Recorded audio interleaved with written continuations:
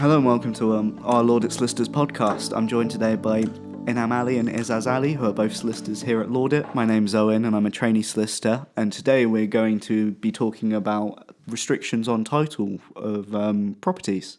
So, restrictions on title, they're normally something that restricts the sale or transfer out of a property without some kind of performance or kind of consent.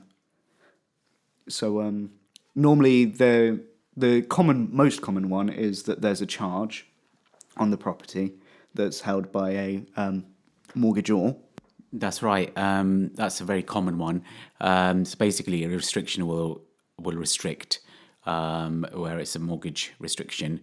It will basically stop the owners of the property from selling the property without getting prior consent from the lender. So it's a kind of a security measure by them, and it's in addition to the legal charge that's registered on the title.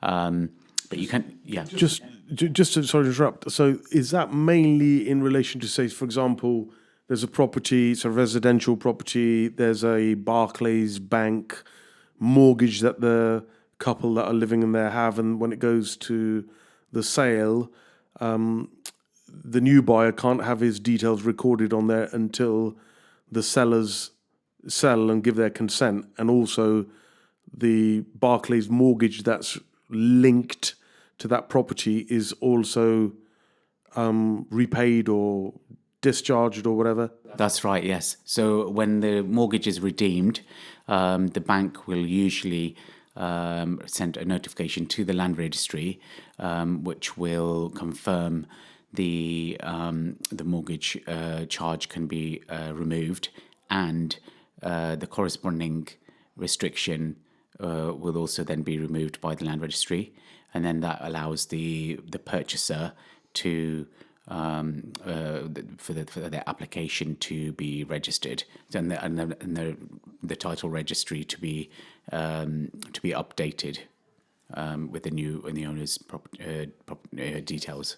And say, for example, if the new purchaser's taking out a mortgage as well, and say, for example, they're taking out a NatWest mortgage, is it simultaneous that at the same time the NatWest mortgage or NatWest charge is secured on the property as the same time as the new owners come on, or is it dealt with separately or at a separate time, that aspect of it? It needs to be done simultaneously at the same time. So obviously the property is purchased with the mortgage, so that legal charge needs to be registered at the same time as the ownership details are amended, updated, because the charge it exists from the point of completion. So when the property is purchased.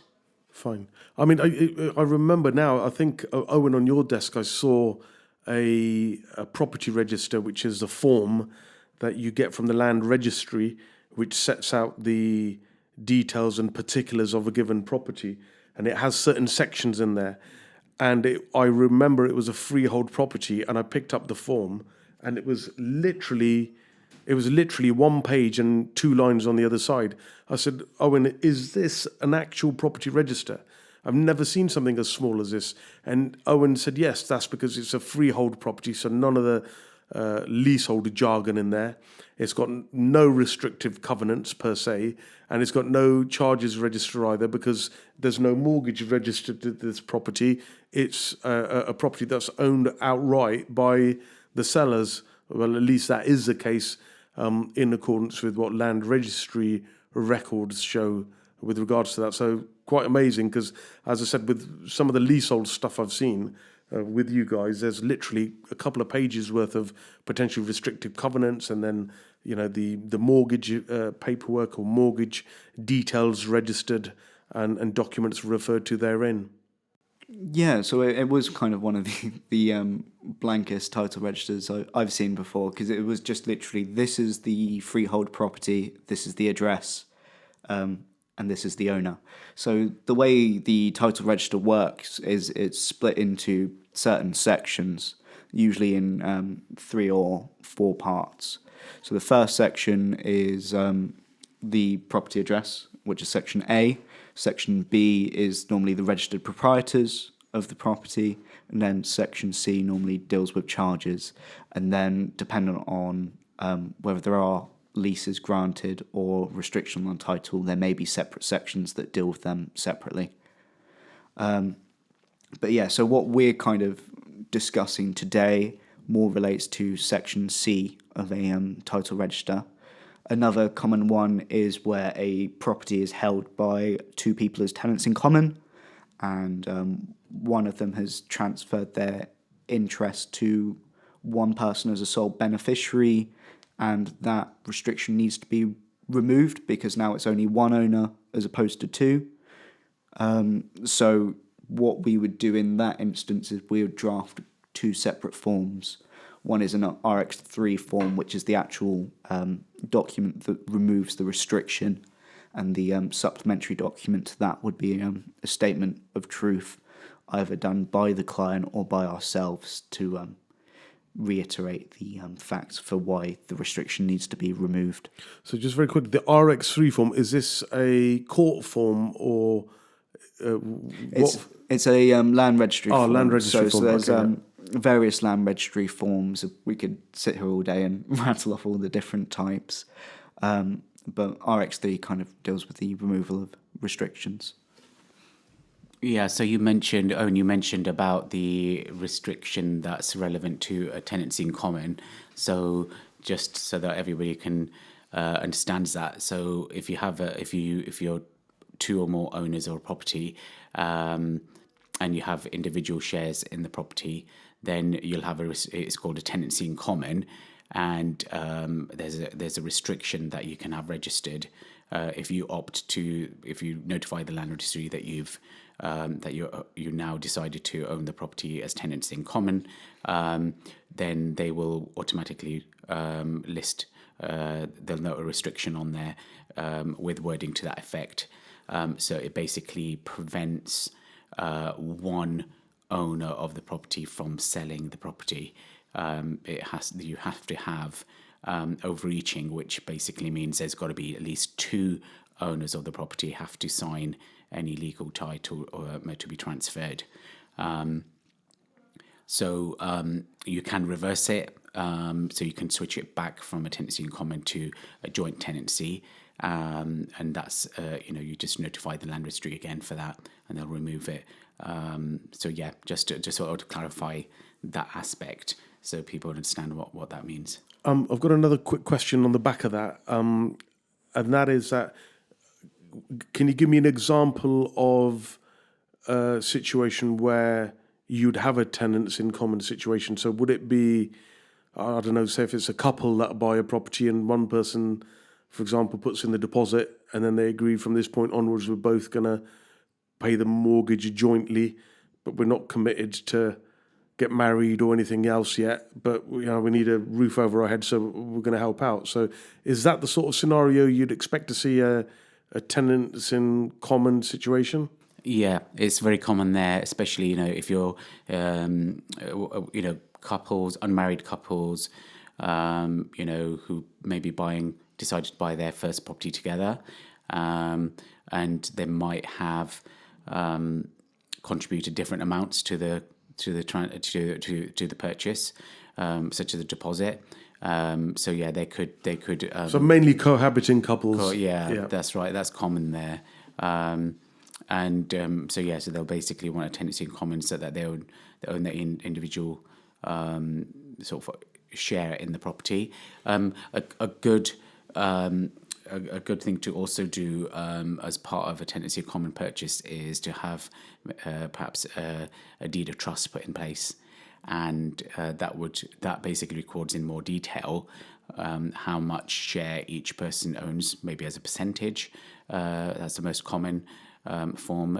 You record the percentage that each person owns in the property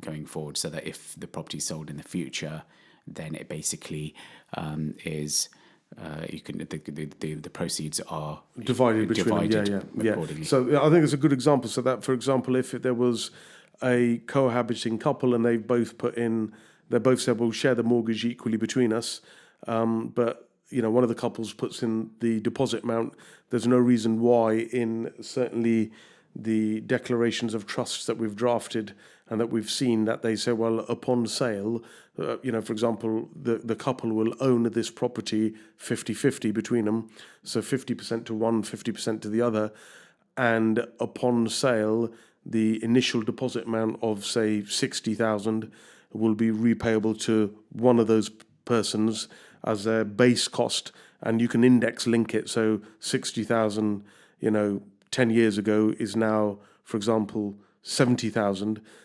So you can do that as one aspect of it, and I think it's important to have those shares written out like that so that it's crystal clear and there's no dispute between the parties as to that aspect of it. And then again, we were just talking about the mortgage payments, but you also need to look at all the utility bills and what have you, and what the split of that would be, as in who would pay it, and what would happen if circumstances change between the parties as to who will cover what. So yeah, very, very sensible to actually put that sort of thing in place for the future. Absolutely. The deed of trust is quite a flexible document. It's a private it's a document that records, pretty much whatever you want to record in there between the parties in relation to the ownership of that property. So yeah, all of those aspects can be covered. Sure. So effectively, we're now sort of moving into sort of tax side of things as well, potentially, but there's a distinction in law as to the legal owner and beneficial owner. So legal owner would effectively be as recorded at land registry, and you could have a document which says, although you are the legal owner, I am the beneficial owner, or it's registered in your name, but these are the sort of provisions as to what my interest is in that property. Important to get all of this done, all of this wrapped up at the time of purchase. So when everything's, you're about to sort of deal with the purchase of a property, you get all of these things ironed out at the time, including whether or not any money or anything else is being sort of gifted, or, normally we see deeds of gift in relation to deposit amounts, and contributions towards the purchase price. So that's the sort of background to it. But look, really, really interesting. Thank you very much, Owen and Inam, for going through that and sort of highlighting what sort of common restrictions you'd get on title. If anyone's got any queries or concerns about any restrictions or concerns with regards to their title, please don't hesitate to contact Owen or Inam at Lawdit Solicitors, and they'll endeavour to sort of guide and assist you wherever they can. Thank you.